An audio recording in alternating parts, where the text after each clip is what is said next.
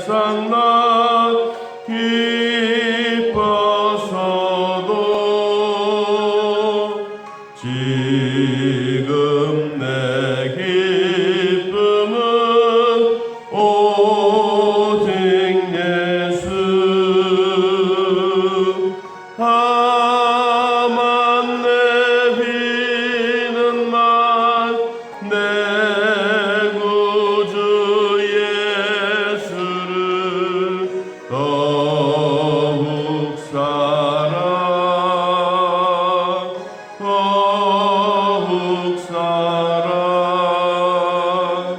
이 세상 떠날 때 찬양하고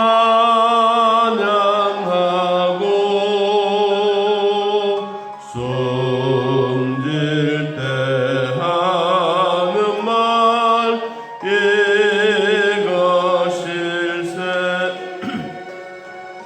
다만 내비는 말 내 구주 예수를 더욱 사랑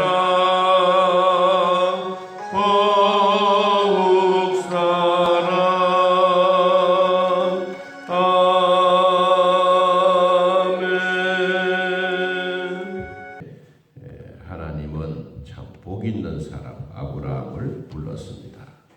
아무렇게나 부르지 않았습니다. 이 갈대아 우르라고 하는 그 지역이 창세기 11장에 나오는 바벨탑의 근원지입니다. 이 바벨탑의 근원지는 지금도 그 발굴을 했던 역사가들을 보면 이 아브라함 시대 때 그 살고 있는 지역들을 발굴을 했는데 오늘날로 말하는 큰 도시예요. 그냥 단순한 도시가 아니고 아주 건설된 그때만 하더라도 2층, 3층, 4층 이런 건물이 있다고 하는 것은 진짜 건축의 대단한 일입니다. 그러한 일자리에 하나님이 아브라함을 불러낸 것입니다. 우리 성경에 사람들의 이름이 나오는데 이 데라의 족보 가운데 이 하란이라고 하는 사람이 나오지 않습니까? 이 하란은 이 산중의 사람, 산중의 두목이란 뜻입니다. 그러니까 이들이 살았던 이 바벨탑이 있었던 그 지역 사람들이 아닌 우리로 말하면 진짜 깊은 산 속에 있었던 사람들을 계속해서 우상을 만들고 시장에 가서 우상을 팔고 그리고 생활의 근원지는 어디서 했느냐? 바벨탑이 있는 갈대아 우르라고 하는 그 지역에서 돈을 벌고 살았습니다.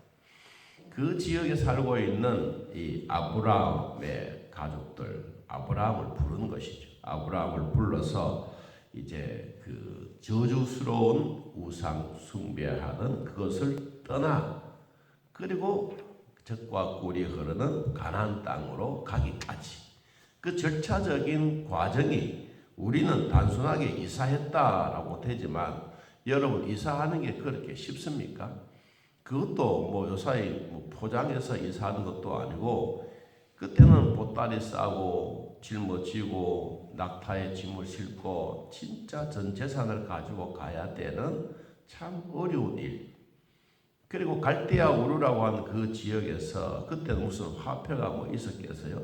예를 들어서 화폐가 있었다 하더라도 이걸 바꾸어서 또 가야 되는 그런 절차적인 과정들을 다 겪고 이 바벨탑 하나님의 언어를 혼란해서 바벨탑을 무너지게 만들었던 그 자리에서 하나님이 아브라함을 불러주신 것이 첫째 하나님이 주신 축복이에요.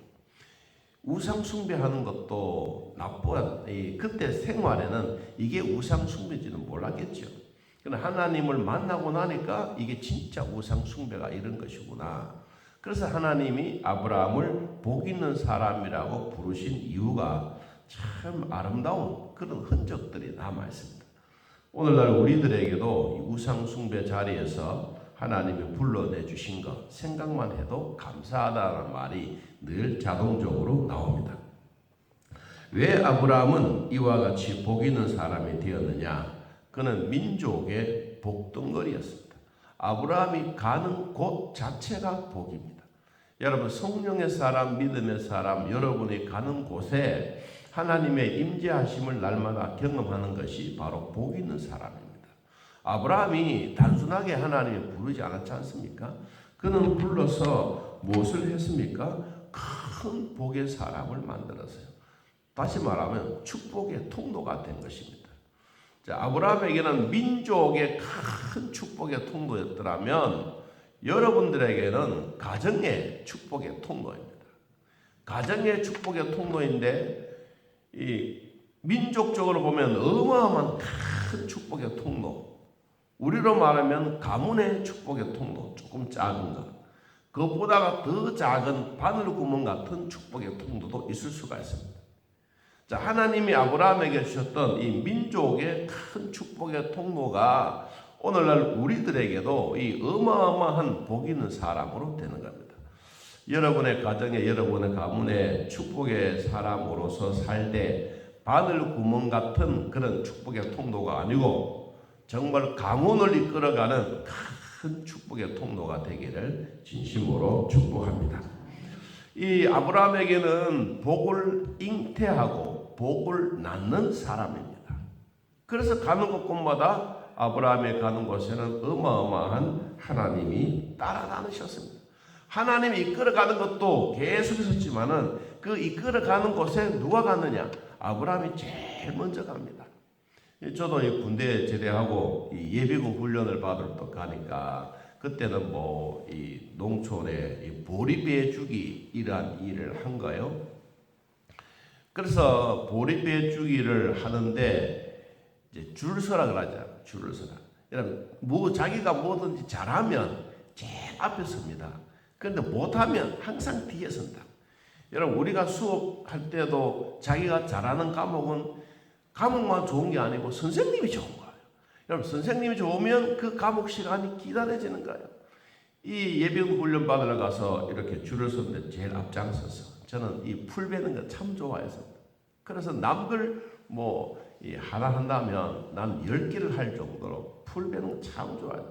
그래서 앞장서 있는 한 줄을 뽑아서 논 한 300평을 딱 갖다 열었는데 우리는 순식간에 싹 베어버렸는데 제일 꼴찌에 서 있는 사람들은 아직도 작은 논에 갔는데도 계속 하루 종일 베어도 다 못 빼는 거예요.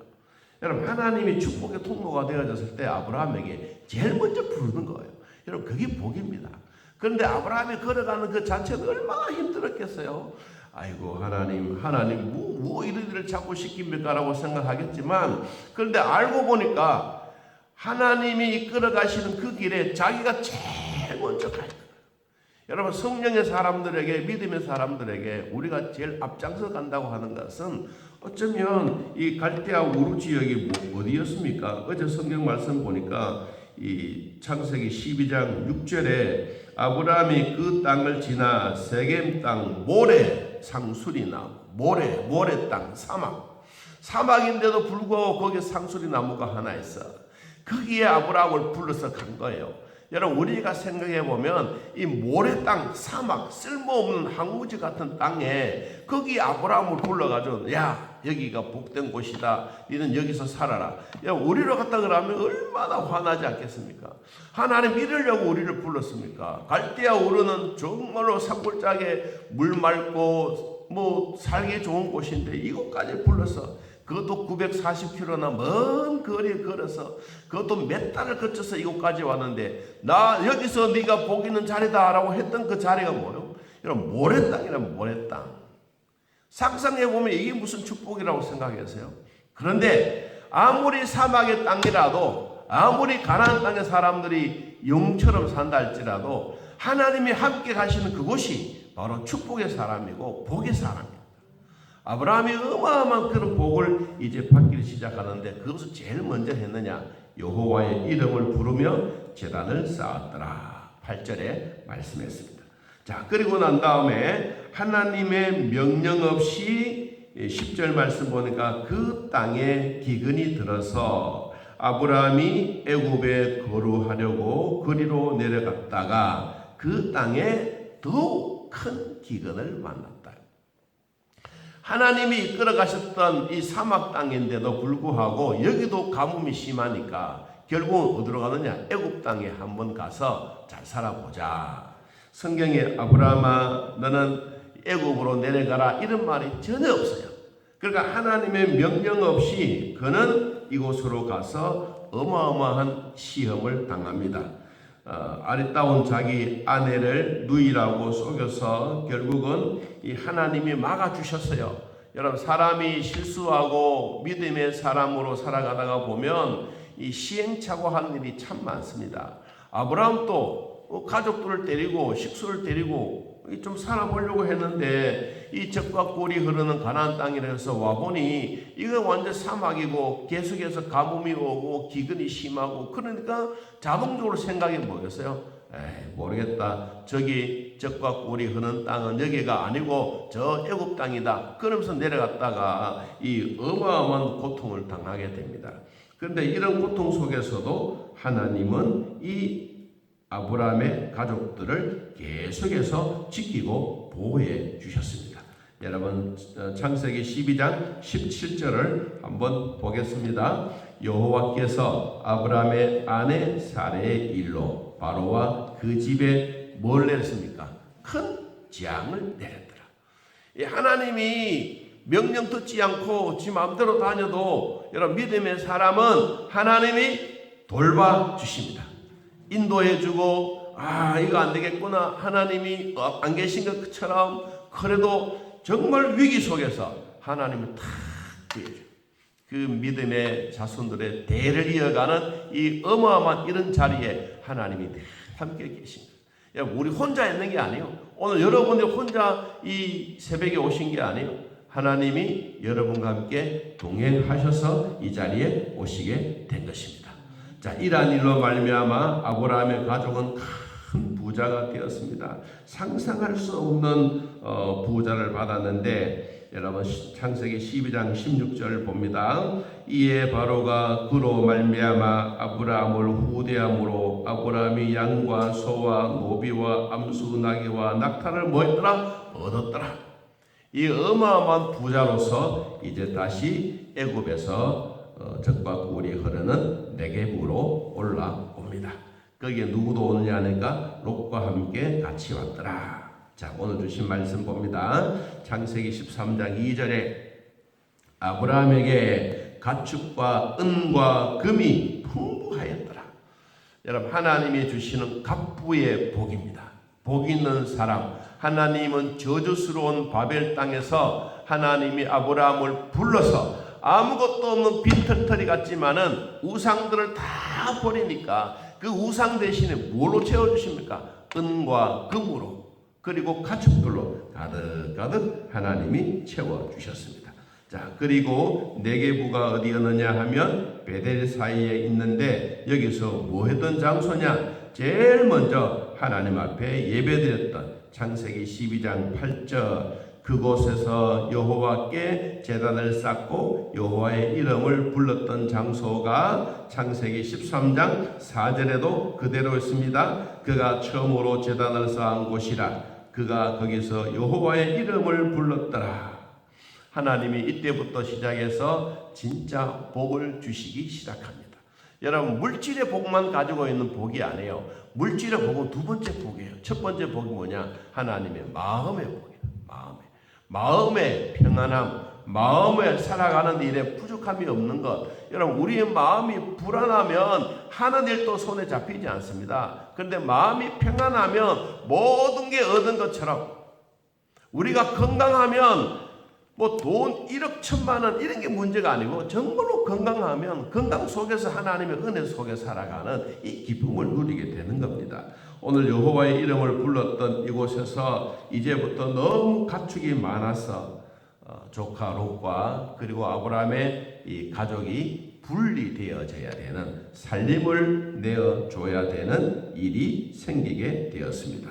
그 이유가 뭐냐? 이제는 동거하기가 어렵다라고 6절에서 말했습니다. 무엇 때문에 동거하기가 어렵습니까? 가축들이 많기 때문에. 가축이 많다고 하는 것은 물과 풀 그리고 가축을 이 짐승을 먹이고 살릴 수 있는 이런 여건이 별로 좋지 않다.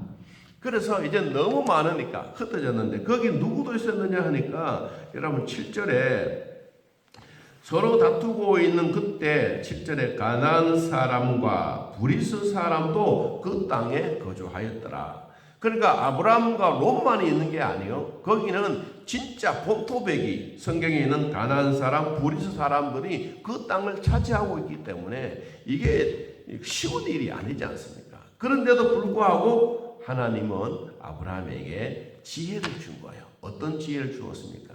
이제는 너와 내가 가축이 너무 많다. 그래서 이제는 내가 너에게 분가해 줄 테니까 네가 먼저 좋은 것을 선택해서 가라.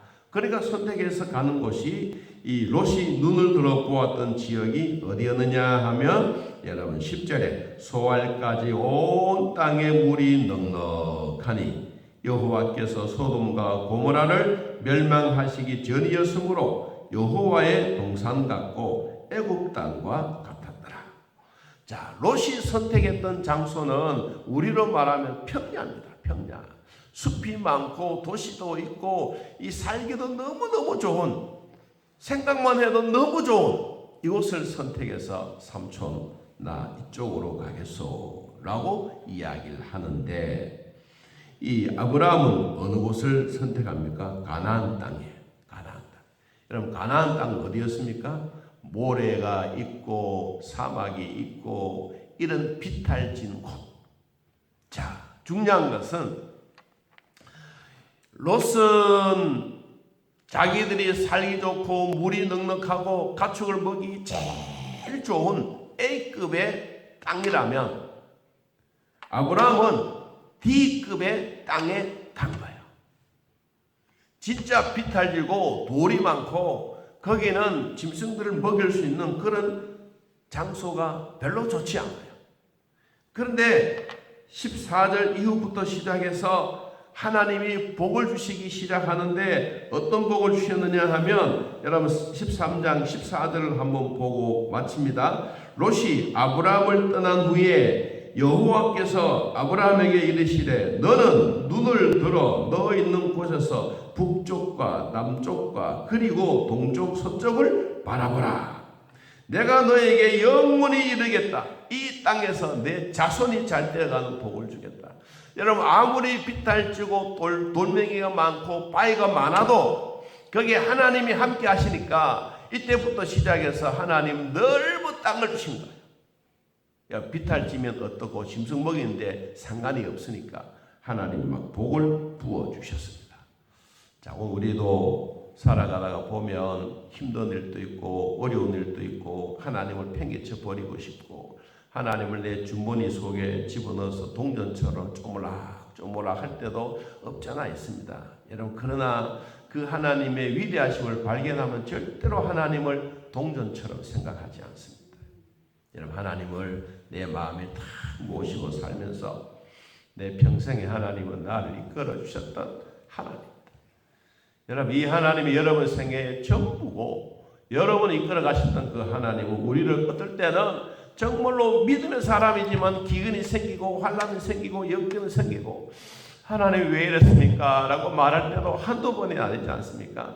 여러분 그래도 하나님 지금까지 우리를 이끌어 오셨어요. 여러분의 가정도 여러분 가문도 하나님이 이끌어 오셨어요. 앞으로도 하나님은 이끌어 가실 겁니다. 아브라함에게 비탈지고 돌덩이 많고 바위들이 많은 이 넓은 지역을 주시면서 내가 너에게 복을 주시겠다. 그래서 그의 식솔이 318명이 될 만큼 일개의 부족국가만큼 어마어마한 하나님의 복을 주셨습니다. 이 복을 누리는 우리 모두가 되기를 예수님의 이름으로 축복합니다. 하나님 아버지 참 고맙습니다.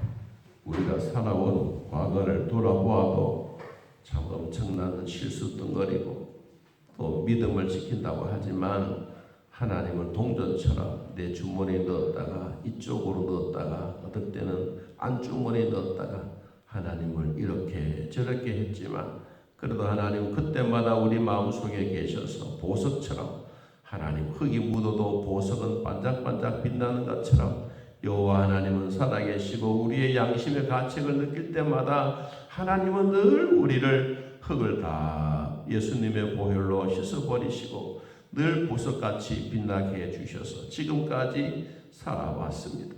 주님 찾아오고 또 우리 어려움을 아시던 주님이 돌봐주시고 우리의 인생의 길을 걸어가게 하셨던 하나님, 우리의 가족들 인도해 주시고 우리의 가문을 인도해 주시고 교회를 인도해 주시고 대한민국을 인도해 주셨던 하나님 아버지, 아직도 이 땅에 생각하지 못했던 재앙들이 찾아와서 우리의 어려움이 있는데 하나님이 보내셨는 걸 알고 있습니다. 주님, 우리가 회개하고 하나님의 품으로 돌아가면 하나님이 맑은 날 공기처럼 이 코로나19도 사 거두어 갈 줄로 믿사오니 주님, 하나님을 의지하는 마음 더하여 주시고 우리의 비탈길이라도 돌멩이가 많은 땅이라도 넓은 땅을 주셔서 하나님 살아가는데 하나님이 함께 하심으로 큰 복을 나누는 아브라함처럼 사랑하는 성도들의 가정 가문이 되도록 축복해 주시고 우리 교회 위에도 하나님 은혜의 복이 있게 하여 주옵소서.